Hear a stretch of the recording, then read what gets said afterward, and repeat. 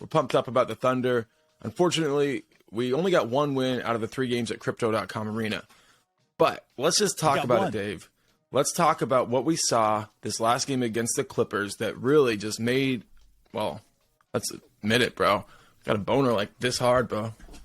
Well, there's so much about this game that made me excited. I'll be honest with you. Is like, first of all, I didn't watch the game with any pants on, so that was amazing. Second of all, well, we were live. Get that, guys. Yeah.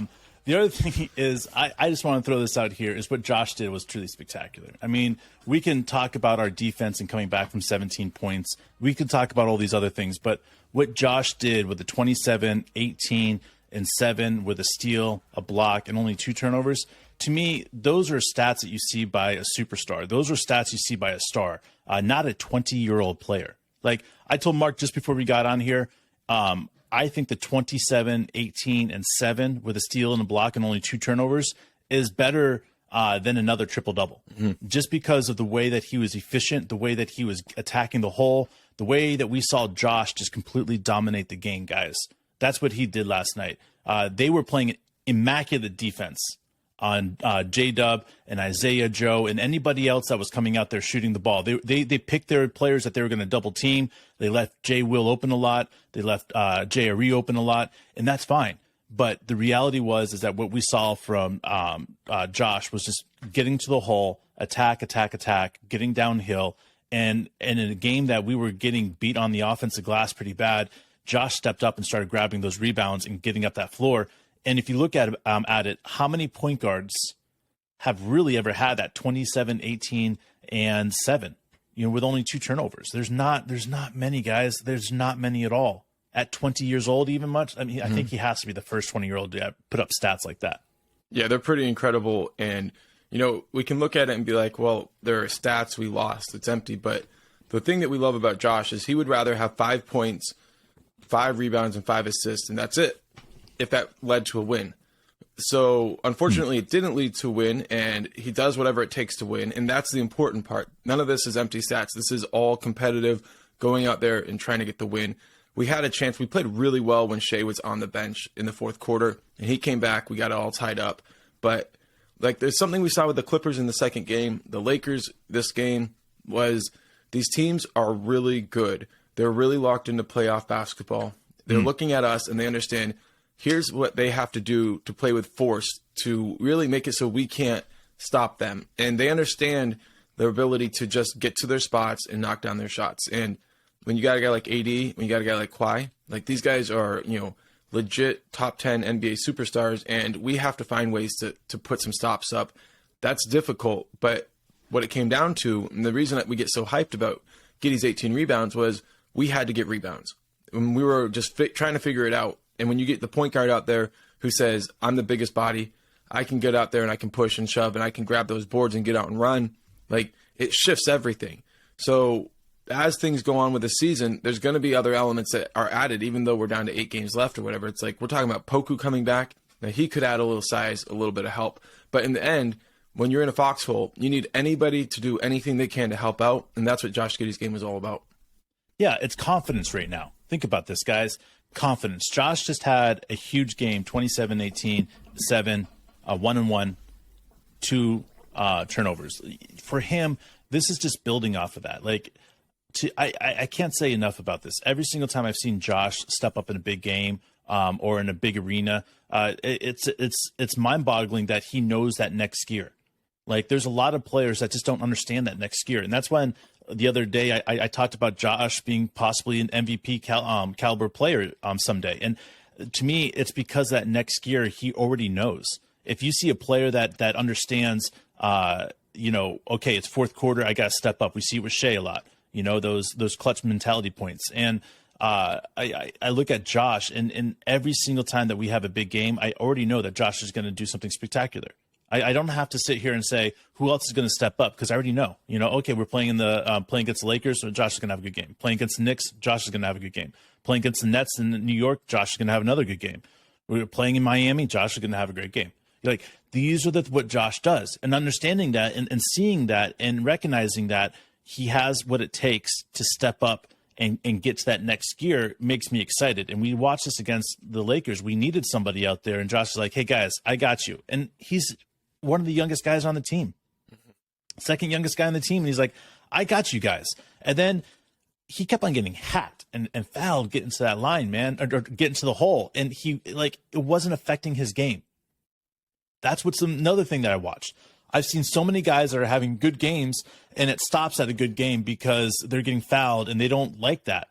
They don't like getting to the hole and getting fouled and nothing being called. But Josh kept on going and being like, you know what? I'm going to keep on doing this because they're going to call it eventually. And that's what the refs respect. It's that respect level that he's looking for from those refs that really makes me even more excited, because eventually these refs are going to respect that, because when somebody's going downhill like him consistently and getting hacked, and they're going back and watching the film on themselves saying, that was a foul that I missed, that was a foul I missed, they're going to give him the benefit of the doubt soon. Yeah, I mean, we want to win games, and we want anybody who's out there to compete for 4 quarters to try to get the win. Stats be damned, right? But whenever you see somebody who's competing and their efforts for competition are leading to great stats like this, you should tip your hat. And on the flip side, we could also say, like you mentioned, there were fouls they missed. There were shots that he could have hit that would have been and ones, things like that. He could have easily found himself at 35, pushing 40 on this game, right? He could have easily found himself with 20 rebounds. That's I know that it's like, well, and easily 3 more assists. Exactly. I mean, have you ever seen somebody put up 40, 20, 10? I haven't. I've seen Russ put up 20-20 games. I've seen him put up 50-point triple-doubles. But I've never seen somebody put up a 40, 20, 10. And that's what Josh Giddey is capable of doing. Some people be like, oh, no, this game doesn't prove that. It does fucking prove that, because every single thing he did is repeatable in the effort for winning. It's not like, oh, I'm going to go out there and get 27 rebounds in a game to win the rebounding championship, or score 75 points like David Robinson to win the scoring championship. He went out there and tried to win the game, and everything that happened was a result of that. Yeah, and that's exactly it, man. When you have that winning mentality and you've been working on your professional habits and having a leader like Shea and having coaches like you have helping you develop. And Chip England, I tip my hat to him every single time I watch Josh's release. It has gotten so much quicker. It's so much better. His footwork off of his release is amazing. He's getting set up before his shots. He's getting squared up. It's truly spectacular what Chip has done with Josh. And I just keep going back to it over and over again, is what is Josh's ceiling? And I don't think it's fair for us to even start doing this yet, because we haven't even seen a consistent, what I would say, 40 games in a row of him doing what he can do. Like, he's still learning. And I think that's what's so incredibly impressive of what we're seeing with him, is that when he puts it together for 45, 50, 60 games in a row, we're going to see somebody that has a stat line that's going to be one of those like, holy shit, we need to take a step back and just observe what's happening. Kind of like what we've done with Shea, and recognizing that there's only been, 2 times in the history of the game that has players have had the stat lines that Shea has had during this season. Both were Michael Jordan. The first time Michael Jordan did it was when he was 24. Mm-hmm. And in fact, they won 50 games that year. All right. But they had a really good team around them. It wasn't like they were a young team. They were a very seasoned team around Michael Jordan. So to me, I'm looking at that and I'm saying, see, that's what we're talking about, is that Shea's been able to do that at 24. So you're telling me that 4 more years of Josh in this league, that he's not going to have some astonishing numbers, that he gets to develop with Chip and develop with the system and develop with the defense and the offense. You're telling me that he is not going to average a damn near, if not a triple-double, while averaging 25 points? Come on, guys. Like, Josh is spectacular. Like, what he is doing and recognizing that he is a true point forward. He's a point guard bringing up the ball 60% of the time in the game, 55% of the time in the game. But yet he's out there banging the bodies as a forward. Like, Come on. How many guys do we have that in the league with that spectacular of the play-making ability? Mm-hmm. I mean, think about that pass that he missed, that he turned the ball over. Mm-hmm. It was that close, guys. The out-of-bounds pass to J-Dub. Close. Right. And that's what we're saying, is that, like, there's even when there's a moment where you're like, damn it, I wish we had that, right? You just got, that was sick. If he had got that and he had dunked that, it was a different outcome, obviously.